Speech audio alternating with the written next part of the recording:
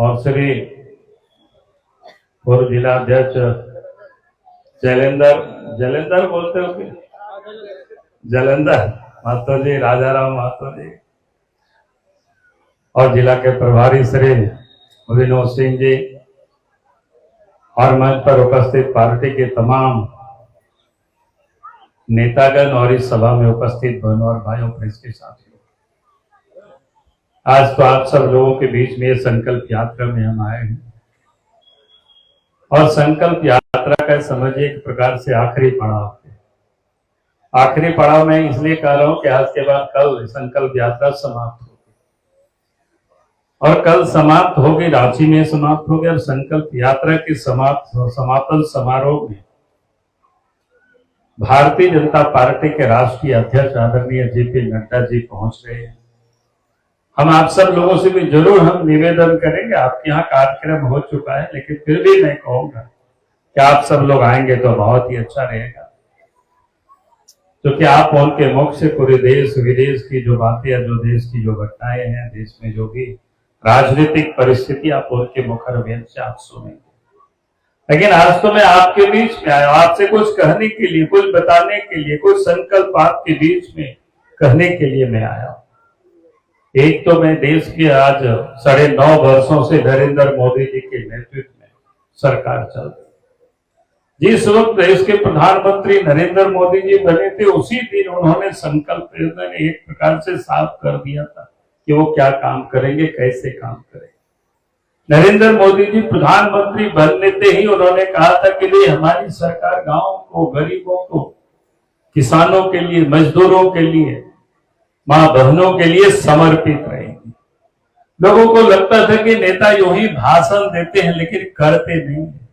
नरेंद्र मोदी जी ने भाषण नहीं बल्कि काम करके उन्होंने दिखाया, और काम करके उन्होंने उसी दिन से प्रारंभ किया। इसलिए आप सब याद करिए, जब नरेंद्र मोदी जी देश के प्रधानमंत्री बने तो सबसे पहला काम उन्होंने क्या प्रारंभ किया कि मां बहनों को इज्जत घर देने का काम।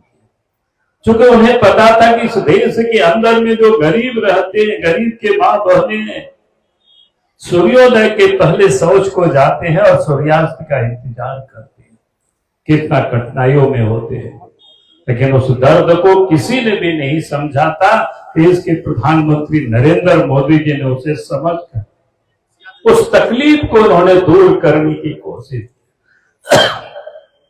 यानी हम कह सकते हैं आज देश के अंदर में प्रधानमंत्री नरेंद्र मोदी जी गरीबों के लिए शौचालय बनाया, गरीबों की मां बहनों के लिए इज्जत घर देने का काम।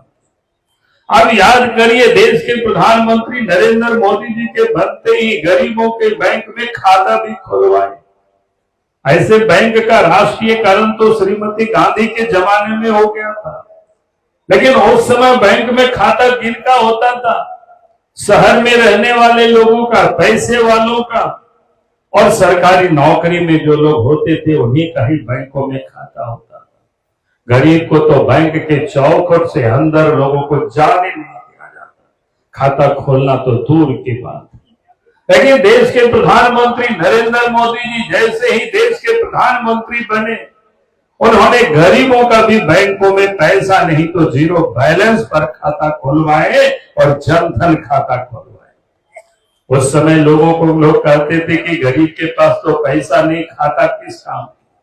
लेकिन देश के प्रधानमंत्री नरेंद्र मोदी जी ने सब कुछ जुगाड़ करके रखे थे। क्योंकि आपको याद करिए, पूर्व के जो प्रधानमंत्री राजीव गांधी थे, वो क्या कहते थे कि हम दिल्ली से पैसा 1 रुपया भेजते हैं, घीसते 15 से 20 पैसा ही गरीबों के यहां तक पहुंचता है। लेकिन देश के प्रधानमंत्री नरेंद्र मोदी जी ने इसको समाप्त कर दी, और देश के प्रधानमंत्री नरेंद्र मोदी जी ने कहा कि जितनी भी प्रकार की गरीबों को सहायता दी जाती है, सब्सिडी दी जाती है, अनुदान दिया जाता है, अब वो पैसा सीधे गरीबों के बैंक के खाते में दिल्ली से पहुंचता है, कहीं कोई भेजता नहीं। अगर इस काम को किसी ने किया है तो देश के प्रधानमंत्री नरेंद्र मोदी जी ने किया। और इतना ही नहीं, अब याद करिए उस कोरोना के काल को, जब पूरी धरती में तबाही मच गई थी, कल कारखाना बंद था, रेलगाड़ियां बंद थी, गाड़ियां सड़कों पर नहीं चलती थी, हवाई जहाज भी बंद हो गया था। उस समय लोगों को लगता था कि गरीब कैसे बचेंगे, कि जिएंगे कि नहीं जिएंगे, एक प्रकार के प्रश्न चिन्ह लग गया था। सब लोग चिंतित थे गरीब के बच्चों को खाना मिलेगा कि नहीं मिलेगा। लेकिन देश के प्रधानमंत्री नरेंद्र मोदी जी ने सबसे पहला काम किया, गरीबों के जनधन खाते में सीधे दिल्ली से पैसा भेज दिया ताकि गरीब कोई भूखे नहीं मरे। और उसके साथ साथ देश के प्रधानमंत्री नरेंद्र मोदी जी ने देश के 80 करोड़ की आबादी को प्रत्येक महीना प्रत्येक व्यक्ति मुफ्त में 5 किलो अनाज भी भेजने का काम किया। लेकिन आज दुख होता है झारखंड के मुख्यमंत्री हेमंत सोरेन जी कि गरीबों के अनाज को भी गरीबों के घरों तक नहीं पहुंचा पा रहे। उस अनाज को भी बाजारों में बेच देते हैं, पैसा को अपने तिजोरी में भर लेते हैं। और इसीलिए मैं आज आप सब लोगों से यही कहने के लिए आया हूं, देश के प्रधानमंत्री नरेंद्र मोदी जी गरीबों की चिंता करते, किसानों की चिंता करते, मजदूरों की चिंता करते। One nation one ration card, आप गरीब कहीं भी जाता है मजदूरी करने के लिए तो अपने कार्ड लेकर के जाए तो फिर वही उसको राशन भी मिलता है। अगर इस व्यवस्था को किसी ने किया है तो देश के प्रधानमंत्री नरेंद्र मोदी जी ने किया। गरीबों को प्रधानमंत्री आवास बनी, राज्य के मुख्यमंत्री ने तो कहा था कि हम 1 लाख टका और लगा देंगे ताकि और बढ़िया मकान बनेगा। हमें लग रहा था कि देश राज्य के मुख्यमंत्री 1 लाख और जोड़ देंगे तो हम उनको माला पहना देंगे, लेकिन उन्होंने तो 4 साल अब गुजर गए, अब एक भी पैसा जोड़ा नहीं, लगाया नहीं उसमें अतिरिक्त। बल्कि जो देश के प्रधानमंत्री नरेंद्र मोदी जी जो पैसा भेजते हैं उसमें भी वो गोलमाल करते हैं, उससे भी ठगने का काम करते हैं। और इसलिए मैं आज आप सब लोगों से यही कहने के लिए आया हूं। अब याद करिए, देश के प्रधानमंत्री नरेंद्र मोदी जी ने गरीबों के घरों तक भी गैस कनेक्शन और गैस की चूल्हा पहुंचा दिए। पहले लोग क्या सोचते थे, ये जो गैस की कनेक्शन है, गैस की चूल्हा है शहर में रहने वाले लोगों के लिए, लेकिन देश के प्रधानमंत्री नरेंद्र मोदी जी ने गांव में रहने वाले, झोगी झोपड़ी में रहने वाले लोगों के घरों तक भी पहुंचा दी। पहले लोग कहते थे गैस में महंगा है, हमने कहा कि देश के प्रधानमंत्री नरेंद्र मोदी जी ने पिछले रक्षाबंधन के दिन 200 रुपया की सब्सिडी भी दिया गरीबों को। उजाला योजना के तहत जिन मां बहनों ने गैस की कनेक्शन लिया है, 200 रुपया पहले ही सब्सिडी मिलता था, रक्षाबंधन में और 200 सब्सिडी दिया, अब तो उनको 600 रुपया में ही रसोई गैस मिल जाता है। अगर ये सुविधा किसी ने उपलब्ध कराई तो इस देश के प्रधानमंत्री नरेंद्र मोदी जी ने कराई। यही मैं आज आप सबसे कहने के लिए आया हूं, बताने के लिए आया हूं। अब याद करिए, देश के प्रधानमंत्री नरेंद्र मोदी जी ने और क्या काम किया। जो इस देश के अंदर में परंपरागत जो कारीगर थे, कोई मिट्टी का काम करते, कोई लकड़ी का काम करते, कोई लोहा का काम करते, सोनार का काम करते, कपड़े का काम करते, कोई हजामत बनाते, ऐसे 18 ट्रेड को चुना। और देश के प्रधानमंत्री ने विश्वकर्मा पूजा के दिन एक विश्वकर्मा योजना को उन्होंने लॉन्च किया और उसके लिए 13,000 करोड़ की उन्होंने प्रावधान किया।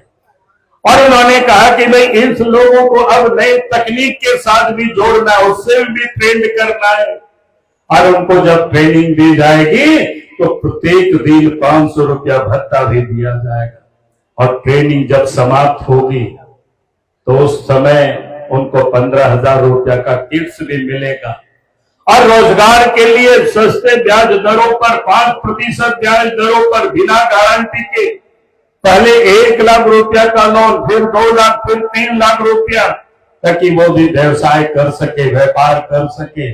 आज तक इन कारीगरों के बारे में किसी भी सरकार ने कभी कोई चिंता नहीं की, लेकिन देश के प्रधानमंत्री नरेंद्र मोदी जी ने उन कारीगरों की भी चिंता कर। और इसलिए मैं आज आप सब लोगों से यही कहने के लिए आया। और आपने देखा होगा हाल फिल्म में क्या हुआ, देश के प्रधानमंत्री नरेंद्र मोदी जी ने हमारे मां बहनों को एक बड़ी तोहफा दी। भारत की पार्लियामेंट से कानून को पास करके अब हमारी मां बहनें भी भारत के राज्यों के विधानसभाओं में 33% महिलाएं अब जनप्रतिनिधि होगी, विधायक बनेंगे। और भारत के पार्लियामेंट में भी अब 33% हमारी मां बहनें चुन करके जाएगी, एमपी बनेगी। अगर ये सुविधा किसी ने उपलब्ध कराई है तो इसके प्रधानमंत्री नरेंद्र मोदी जी ने करा। दुनिया के इतिहास में कहीं भी ऐसा काम नहीं हुआ। भारत वो भूमि है जहां नारियों की पूजा की जाती है। अभी अभी दुर्गा पूजा समाप्त हुआ, शक्ति की देवी हम दुर्गा की पूजा करते हैं। लक्ष्मी जी की पूजा आने वाली है, लक्ष्मी की हम पूजा करते हैं। ऐसे हमारे देश के वित्त मंत्री लक्ष्मी क्या कहते हैं, सीतारमन जी है। और उसके बाद ज्ञान की देवी सरस्वती की भी हम पूजा करते हैं। और अपने यहाँ कहा गया है कि जहां पर नारियों की पूजा होती है उस भूमि में भगवान भी जन्म लेने को तरसते हैं।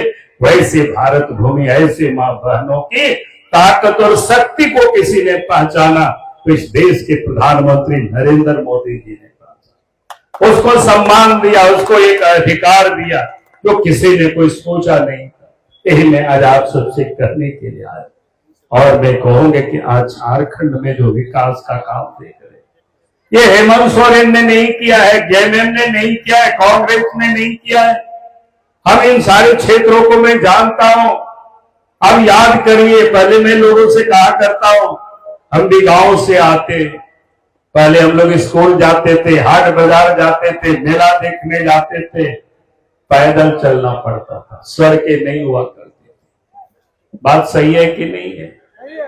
पुराने लोग शादी ब्याह में भी जाते थे, हम तो खुद शादी में गए हैं, बारात गए हैं, बहू को लाने के लिए पैदल चलना पड़ा, पैदल आए, सड़कें नहीं था। कांग्रेस पार्टी ने तो इस देश में 50-55 वर्ष तक राज किया, लेकिन गांव की उन्होंने कभी चिंता नहीं की, गरीबों की चिंता नहीं की, किसानों की चिंता नहीं की। बीजेपी की सरकार पहले अटल बिहारी वाजपेयी जी के नेतृत्व में 6 साल बनी और आज नरेंद्र मोदी जी के नेतृत्व में 9.5 साल बनी। लेकिन मैं दावे के साथ कह सकता हूं, इन कार्यकालों में ही गांव तक सड़क पहुंच गया, नदी नाला में पुल बन गया। अभी हम जिस रास्ते से आ रहे थे, हमें याद है जब हम मुख्यमंत्री हुआ करते थे, हमने कई नदियों का शिलान्यास भी किया था और उसी समय पुल बना था। यानी पहले क्या तकलीफ और क्या कठिनाई होती थी। बहुत सारे लोग बोलते हैं बीजेपी क्या कर रही है, बीजेपी की सरकार में क्या होता है। हमने कहा कि थोड़ा 20 साल पीछे घूम करके गांव को थोड़ा एक बार देख लेना, तब समझ में आएगा कि बीजेपी ने क्या किया। और इसलिए मैं ये कहने के लिए आया, बीजेपी ने गांवों तक सड़कें बना दी, नदी नाला में पुल पुलिया बना दी। अब तो मेला भी लोग जाते हैं गाड़ी से, हाट बाजार भी लोग जाते हैं गाड़ी से, पैदल लोगों ने छोड़ दिया, ससुराल जाना तो गाड़ी से ही है, अब पैदल की तो कोई नामो निशान मिटा दिया। अगर ये किसी ने किया है तो बीजेपी की सरकार ने किया। अब याद करिए, अब तो गांव तक बिजली पहुंच गई, घरों तक। पहले क्या था, पहले तो करासन तेल के लिए झंझट होता था। नेताजी आते थे तो नेताजी से लोग यही कहते थे, क्या डीलर हमारे यहाँ क्या कहते हैं, करासन तेल नहीं दे रहे, हाट में नहीं बिक रहा है, बाहर ब्लैक हो रहा है। लेकिन जब से देश में मोदी जी की सरकार बनी है, अब याद करिए, और प्रदेश में भी बीजेपी की सरकार थी, अब गांव में कोई करासन तेल के लिए तो कोई लोग अब मिलते भी नहीं है, किरासन तेल को लोग भूल गए। अब लोग क्या कहते हैं कि सर ट्रांसफार्मर जला हुआ है 15 दिन से 20 दिनों से, वो भी हेमंत सोरेन के कारण में। अगर बीजेपी की सरकार होती तो इसके भी आपको कोई तकलीफ नहीं होता। आज इसलिए मैं आज अब सब लोगों से यही कहने के लिए आया। मैं लोगों से कहता हूं कि यहाँ के लोग बहुत से बाहर में लोग काम करते, पहले याद करिए मोबाइल का भी हम यूज करते थे तो बात करते थे, पति बाहर में होते थे, पत्नी घर में, बच्चे घर में, उनसे बात हो तो क्या कहते थे, जल्दी जल्दी बात करो नहीं तो फिर पैसा कट जाएगा। बोलता था कि नहीं बोलता था, याद करिए आप सब लोग। अब क्या हो गया, आप तो इतना सस्ता हो गया, जितना बात करना हो बात करिए, 280 या 90 टका में, अब महीना दिन रात भर बात करेंगे, कोई दिक्कत नहीं। बल्कि आप पतिदेव क्या बोलते हैं उधर से, अब इतना ही बात करो, कल सवेरे उठना है, काम पर जाना है, नहीं तो ये काम किसने किया? नरेंद्र मोदी जी ने किया। दुनिया में अगर सबसे अधिक सस्ता है नेट की, दुनिया में सबसे अधिक, इतना भारत विशाल देश में अब गांव गांव तक आप पहुंचा दिए। तो इसलिए मैं आप सबसे यही कहने के लिए आया हूं, देश के प्रधानमंत्री नरेंद्र मोदी जी ने गांवों की चिंता की, गरीबों की चिंता की, किसानों की चिंता की, मजदूरों की चिंता की, मां बहनों की चिंता की। आज तो हालत जो सुविधा दिल्ली में है, मोदी जी कहते हैं कि हमें 2014 में फिर 24 में फिर से अवसर मिले, भारत की अर्थव्यवस्था को तीसरा स्थान पर ले जाएंगे। तो तीसरा स्थान समझे ना समझे, मैं लोगों से कहता हूं ठेठ में कि जो सुविधाएं आप दिल्ली में देख रहे हो, रांची में देख रहे हो, वो सुविधा झारखंड की और भारतवर्ष की गांव में भी मिलेगी। उसके लिए किसी को कोई बाहर जाना नहीं पड़ेगा। अगर ये किसी कोई कर सकता है तो देश के प्रधानमंत्री नरेंद्र मोदी जी कर सकते। यही मैं कहने के लिए आया हूं, यही बताने के लिए मैं आया हूं। झारखंड में सरकार 4 वर्षों से हेमंत सोरेन के नेतृत्व में पहले क्या कहा था? 5 लाख रोजगार देंगे। अरे रोजगार नहीं देंगे तो कहा कि भत्ता देंगे। बाहर में नहीं कहा था, विधानसभा में कहा था। उनके वित्त मंत्री ने भाषण दिया, आज उस कॉपी में भी लिखा हुआ है। आज तक किसी को ना रोजगार दिया, ना किसी को कोई भत्ता दिया। आज भी जो नियुक्ति पत्र बांटते हैं वो पिछली सरकार में सब काम करके गए थे। नियुक्ति पत्र बांटना बाकी था, सरकार बदल गई, तब भी लड़के लोगों को हाई कोर्ट सुप्रीम कोर्ट जाना पड़ा, तब वो बांट रहे। पिछले दिनों हाई स्कूल के शिक्षकों की नौकरी बांट रहे थे, नियुक्ति पत्र दे रहे थे, लिखा हुआ था कि 827 लोगों को देंगे। हम अपने घर से निकले, पार्टी के ऑफिस तक पहुंचे, देखे कि 827 से अधिक तो होर्डिंग लगा हुआ था, और वो भी काम पहले हुआ था। मैंने कहा कि ये तो झूठ बोलते हैं यार, कुछ काम नहीं करते। सड़कें बनी हुई पहले से टूट गई, उसको बनाने का इनके पास फुर्सत नहीं, करना पैसा नहीं है। पैसा रहेगा कहां से? तो अपना तिजोरी को भर रहे। और इसीलिए मैं यही कहने के लिए आया हूं कि सरकार में यह विकास का काम नहीं हो सकता है कि जनता को ये ठगते रहे। इसलिए भाई और बहनों, मैं आप सबसे यही कहने के लिए आया हूं, सरकार का काम होता है कानून व्यवस्था को ठीक रखना। चोरी, डकैती, हत्या, अपहरण, बलात्कार, ये घटनाएं झारखंड में बेहताश बढ़ी है। बहु बेटियां भी आज सुरक्षित नहीं है। प्रत्येक दिन 5 लोगों के साथ दुष्कर्म भी होता है, 5 लोगों की हत्याएं भी होती है। ये सरकारी आंकड़ा बता रहा है। हमने लोगों से पूछा कि भाई आखिर पुलिस का काम क्या है? पुलिस का काम होता है चोरों को पकड़ना, अपराधियों को पकड़ना, गुंडों को पकड़ना, जेल में डालना, उनको सजा दिलाना। लेकिन हेमंत सोरेन जी ने पुलिस को किस काम में लगा रखा है पता है कि नहीं आप लोगों को? कि हम ही बता दें? अब वो लोग वसूली में लगे हुए हैं। अब दरोगा साहब सड़क के किनारे में खड़े रहते हैं, सिपाही खड़े रहते हैं कि नदी नाला से कोई बालू लेकर के अगर आप जाते हैं अपना घर बनाने के लिए तो आपको पकड़ लेगा। हरा हरा नोट दीजिए, छोड़ देगा, नहीं तो केस कर देगा, आप तो अमानत करा लीजिए कोर्ट से। होता है कि नहीं होता है बताइए? हमने राज्य के मुख्यमंत्री को विधानसभा में खड़ा होकर के कहा, हमने कहा कि मुख्यमंत्री जी अगर आपके पास पैसा की कमी है सरकार की खजाना में तो नदी नाला की बालू घाट को नीलाम करवा दो, लेकिन पुलिस की जलालत से जनता को बचाइए। अगर आप नीलाम नहीं करा सकते तो गांव वालों को कम से कम फ्री छोड़ दीजिए। बाहर जो बालू की तस्करी करते हैं वहां आप गाड़ी, आप चेक पोस्ट लगा दीजिए। लेकिन यहां तो उल्टा होता है। आपके यहां भी कोई एक नदी है, वहां से सोते 2 नंबर बालू को बंगाल की ओर जाता है और इधर से लोग ले जाते हैं तो बिहार की तरफ भी चला जाता है। बंगाल का शायद चलान वलान लेकर के लोग धंधा करता है। और उसका बड़ा हिस्सा कहां जाता है जानते हैं? खान मंत्री भी राज्य के मुख्यमंत्री है, उनके तिजोरी में जाता है। हमने कहा कि मुख्यमंत्री जी जरा याद करिए, जब झारखंड अलग राज्य बना था, हम इस प्रदेश के मुख्यमंत्री बने थे, बालू घाट को हमने फ्री कर दिया था। चलो भाई झारखंड बना है झारखंड की जनता घर अपना बनावे, ससुराल तक पहुंचा दे तो कोई पकड़ने वाला नहीं है, अगर ये सुविधा हुई थी। लेकिन वो फ्री कब तक था? 2013 तक। 2013 में हेमंत सोरेन जब डिप्टी सीएम थे, अर्जुन मुंडा मुख्यमंत्री थे, उनको हटा करके अपने मुख्यमंत्री बने कांग्रेस के साथ मिल करके, तो दिल्ली और मुंबई से बालू के लुटेरों को लेकर के हेमंत सोरेन आए और उसी दिन से इस राज्य में ये बालू की लूट और तस्करी जारी है। इसलिए मैं आप सब लोगों से यही कह रहा हूं, भाई इस राज्य में पुलिस को अगर आप चोर पकड़ना छोड़ करके, गुंडों को पकड़ना छोड़ करके वसूली में लगाएंगे तो अपराध तो झारखंड में बढ़ेगा। इसलिए आज झारखंड में अपराध बढ़ा है।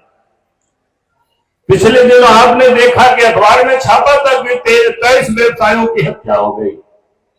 उनमें से 9 व्यवसायी तो ऐसे थे जिन्होंने लिखित में सरकार को सूचना दिया था, पुलिस को कहा था हमारी जान को खतरा है।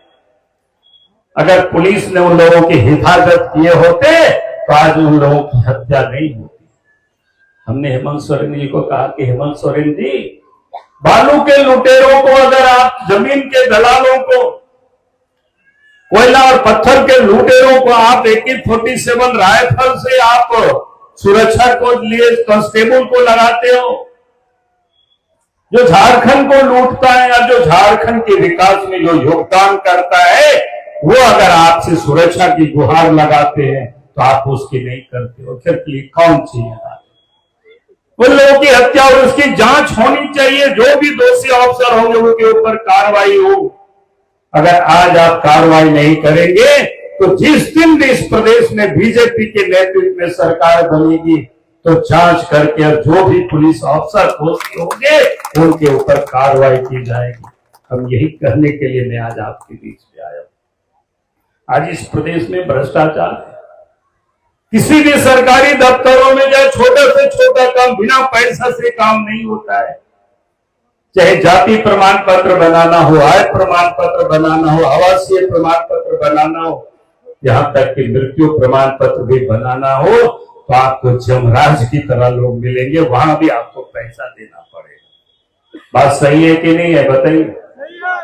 गरीबों को राशन कार्ड में अगर एक नाम कहीं जोड़ना होता है, नई बहू आ जाती है, बच्चे हो जाते हैं तो नाम जोड़ना पड़ता है, तो उसमें भी पैसा लगता है कि नहीं?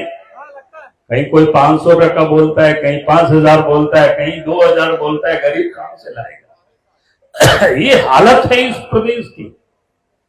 और इसलिए मैं आज आप सब लोगों से यही कहने के लिए आया हूं कि अपराध मुक्त झारखंड को बनाना है, यही संकल्प लेकर के जाना है। भ्रष्टाचार मुक्त झारखंड बनाना है, ये संकल्प लेकर के जाना है। और आखिरी में मैं आप सबसे कहूंगा, इस राज्य की जो दलाल बिचौलिया यही लोग सरकार को चला रहे, इससे भी झारखंड को मुक्त करना है। अब हेमंत सोरेन से मुक्त नहीं होगा, ये तो लोगों को बचाने में लगे हुए हैं। आदिवासी कार्ड खेलते, कहते हम आदिवासी इसलिए तंग करते। हमने कहा कि भैया जो लुटेरा जेल में बंद है, पूजा सिंघल कौन सी आदिवासी है? प्रेम प्रकाश कौन सी आदिवासी है? पंकज मिश्रा कौन सी आदिवासी है? आप लूटते और कहते हम आदिवासी इसलिए हमको तंग करते हैं। और एक कौन अफसर है जो IAS अफसर और एक जेल में बंद है, कौन सी आदिवासी है? छवि रंजन। और 8-10 लोगों के ऊपर ED वालों ने लिख करके मुख्यमंत्री जी को दिया है कि इसके ऊपर FIR होनी चाहिए, लोगों ने गड़बड़ किया है, लूटा है, फाइल को अलमीरा में रखा हुआ है। हमने देखा कि उसमें भी कोई आदिवासी तो नहीं है। देखिए कोई आदिवासी। हमने कहा कि आदिवासी का कार्ड खेलते हो और झारखंड को लूटते हो, कैसे काम चलेगा? हेमंत सोरेन जी क्या कहते थे कि भाई हेमंत के लोग लिखते हेमंत है तो हिम्मत है। अब सोचे कि सचमुच में हिम्मत होगा? हेमंत सोरेन जी कहते क्या है? हम शिबू सोरेन का बेटा है, हम डरते नहीं है। ED वालों ने नोटिस दिया तो कभी सुप्रीम कोर्ट भागते, कभी हाई कोर्ट भागते। हमने कहा कि बारे इतनी बहादुर हो तो हिम्मत वाले हो, भाग क्यों रहे हो? अगर कोई गड़बड़ नहीं किया हो तो जाओ ना ED के दफ्तर, बता देना क्या आपके पास है। लेकिन जो गड़बड़ किया होता रहे वही डरता है ना, वही भागता है, वही छूटता है। तुमने कहा हेमंत सोरेन जी कब तक दौड़ोगे, कब तक भागोगे? भागते भागते कहां पहुंच जाएगा जानते हो? हम बता दें कि आप लोग बताइएगा? बोलिए तो। अरे हरिद्वार पहुंचेगा, कोई बचा नहीं सकता उसको, इतना उन्होंने पाप किया। कहते हैं महाजनों के विरोध में लड़ते थे, महाजनों के विरोध में लड़ते लड़ते खुद बढ़ के महाजन बन गए। और रांची से लेकर के दुमका तक अगर सबसे अधिक जमीन किसी के पास है तो शिबू सोरेन के परिवार के पास है। इतने ही इन्होंने लूटा है। हम उसमें सोच रहे थे कोई सिंह जी का लूटा होगा, उन लोगों से लिया होगा, कोई साहू जी से लिया होगा, कोई महतो जी से लिया होगा। मेरे पास आज भी 100-150 का कागज पड़ा हुआ है गाड़ी में। तो हमने उसमें देखा कि या तो मरनी लोग है, या मुर्मू लोग है, या उरांव है, या मुंडा है, यही सारे लोगों से इन्होंने ठगा है, लूटा है। तो ये हालत है इस प्रदेश की। आज देश के प्रधानमंत्री नरेंद्र मोदी जी ने कहा कि ना खाएंगे ना खाने देंगे, तब से कांग्रेस पार्टी वाले, बीजेपी क्या कहते हैं, ये जेएमएम वाले और राजद वाले की बीजेपी को रोकना है, मोदी जी को रोकना है, इसके लिए लोग एक हो रहे हैं। तो इसलिए मैं यही कहने के लिए आया हूं कि जब लूटने वाला एक हो सकता है, जो गरीबों की चिंता करते हैं, उनको फिर से 2024 में प्रधानमंत्री बनाना है नरेंद्र मोदी जी को। यही संकल्प लेकर के यहां से जाना, यही निवेदन और यही अपील करने के लिए मैं आज आपके बीच में आया हूं। इसलिए भाई और बहनों, मैं आप सब लोगों से यही निवेदन कर रहा हूं, आपका साथ और आपका सहयोग भारतीय जनता पार्टी को मिले, नरेंद्र मोदी जी को मिले। यही संकल्प लेकर के जाना कि 2024 में फिर से इस देश के प्रधानमंत्री नरेंद्र मोदी जी को बनाना है। बहुत बहुत धन्यवाद। जय हिंद, जय झारखंड, जोहार।